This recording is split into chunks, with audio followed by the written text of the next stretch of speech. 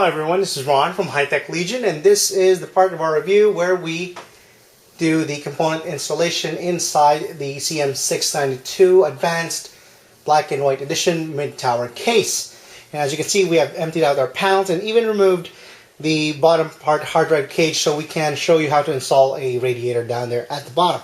So let's start installing our components, starting with the power supply. The CM692 Advanced comes with a dust filter in the accessory package, so you can just place that at the bottom. And as you can see, there are these little notches where you can slide that film into so it holds in place.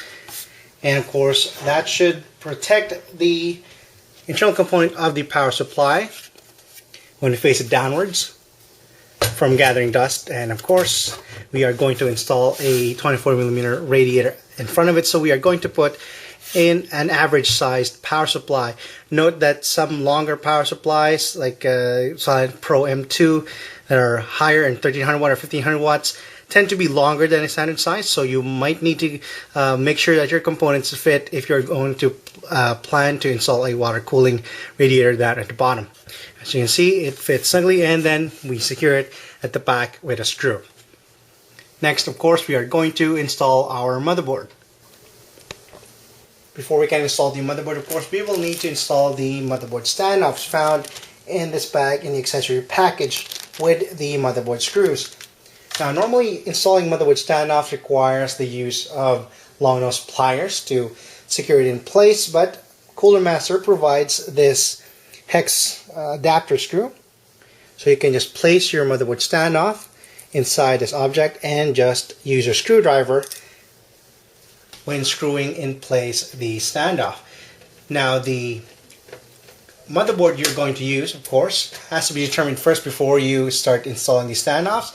And there is a motherboard index guide in there for the hole for a micro ATX and a standard ATX motherboard that you need to follow.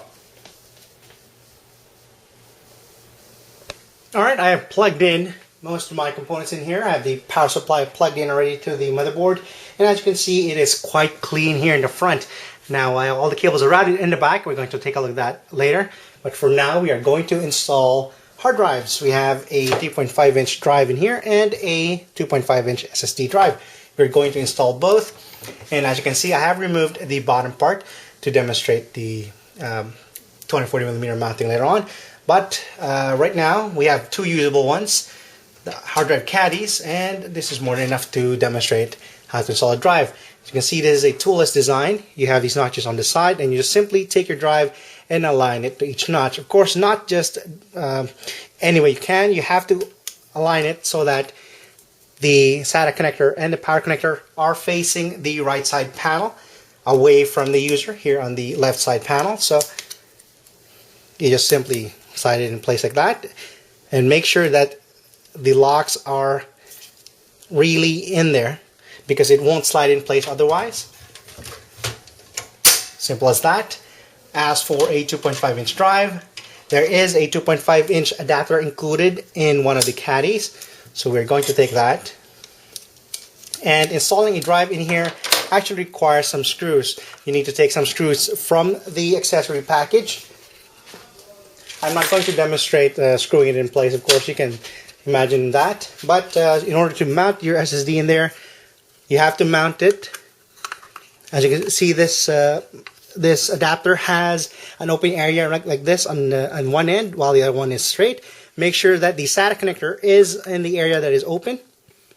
And then you can see on the sides there are mounting holes. Make sure to align the mounting holes properly there and then screwing it in place. As you can see in there, the open area allows you to use a 90-degree SATA cable with your SSD.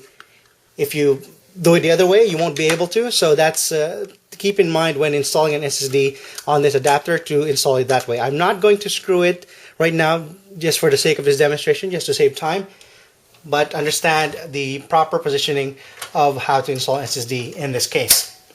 Of course, we're going to take a look at the other side now. We're going to take a look at the cable management I have done so far, or if you can call it that, and the how to install the SATA connectors on the other side of the drive like this.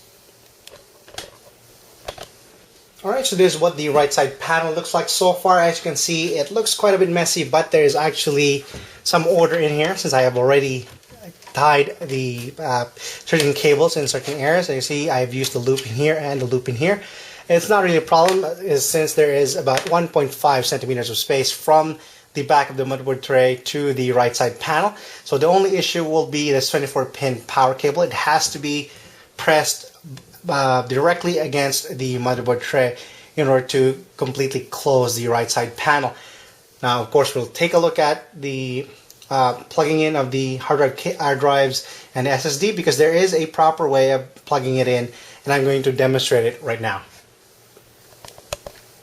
Alright, here are the SSD drive and the hard drive we have installed, and as you can see, the SSD drive, when you plug the 90-degree angled SATA cable at the top, you see that the top, that the SATA cable bends a bit.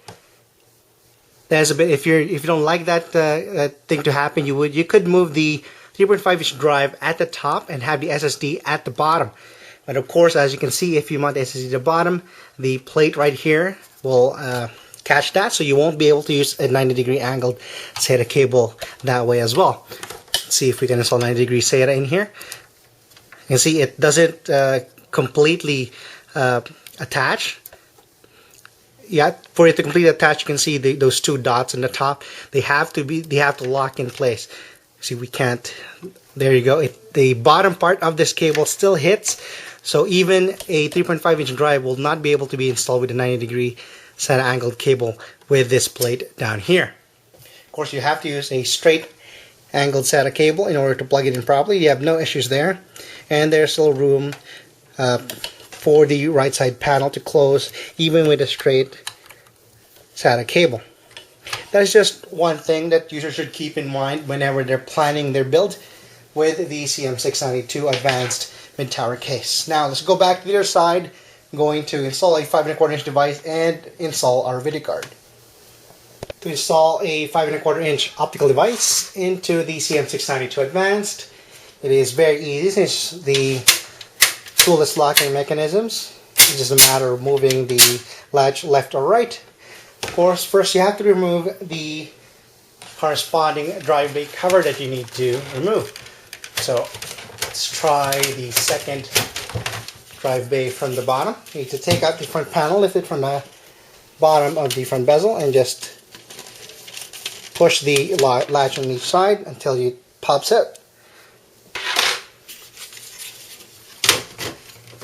And put back the front bezel. Now, of course, put the lock to the open position and slide your optical drive in place. And when it's in position, just simply move it back to the locked position. When you try to wiggle it until you hear that click, that means it is locked in place and you're ready to plug it in the back.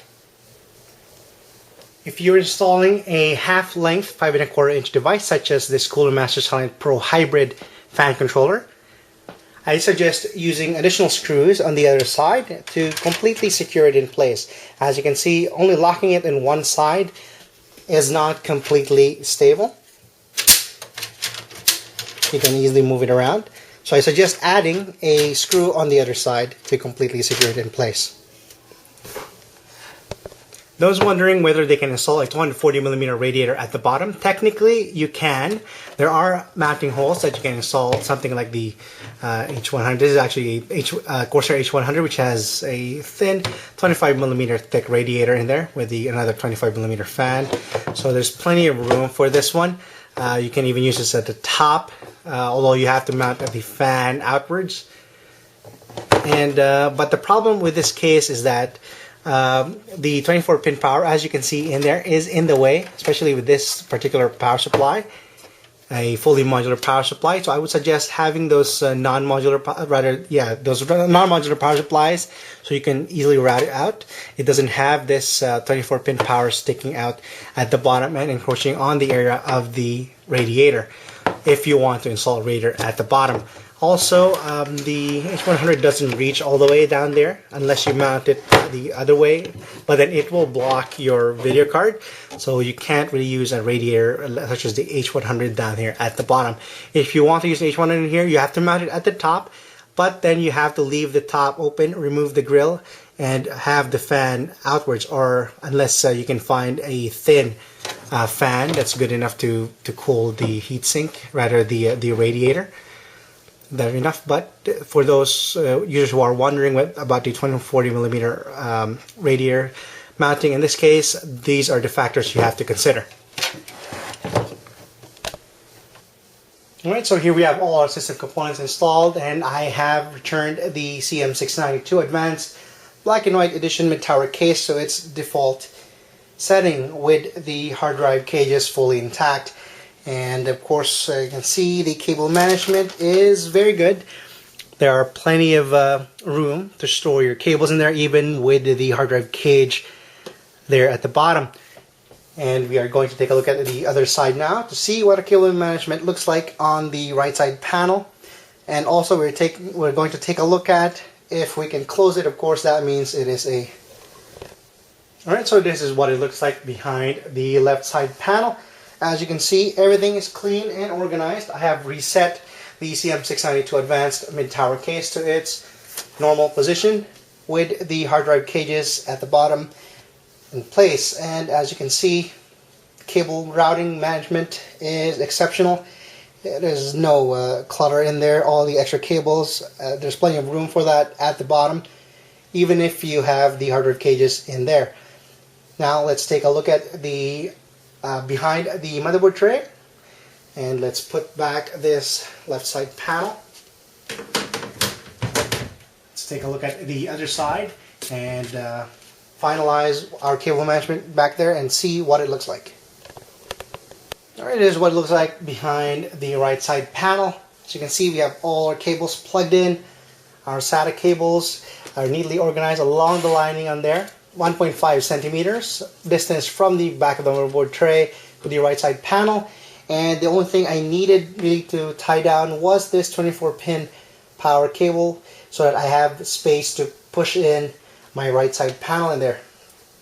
Of course, as long as the main chamber itself is organized and clean, I don't really care whatever happens here in the back. As you can see, the large cutout is sufficient for mounting a backplate like this one from the Fantex DC14PE heatsink. I don't have to install the motherboard, the heatsink outside of the case itself. I could just install it with the motherboard installed already. And there's also plenty of cable routing options right here at the top and right here at the upper right hand side for the front panel audio, for the rear fan, and for the 8-pin power connector. Of course, now let's put in our right side panel, and we'll take a look at the LED. This will be a tight fit. There we go, but it is very manageable. Make sure that it is aligned. There we go. And we are going to, of course, take a look at the LED and listen to the default fans. Now, I have plugged in the fans directly with using 4-pin Molexes instead of the 3-pin, so that we can hear the maximum fan speed and the maximum fan noise. Of course, if you're installing your system, make sure to just make adjustments. Either plug it into your motherboard, the 3-pin fan if you want a quieter performance, or plug it in to a fan controller.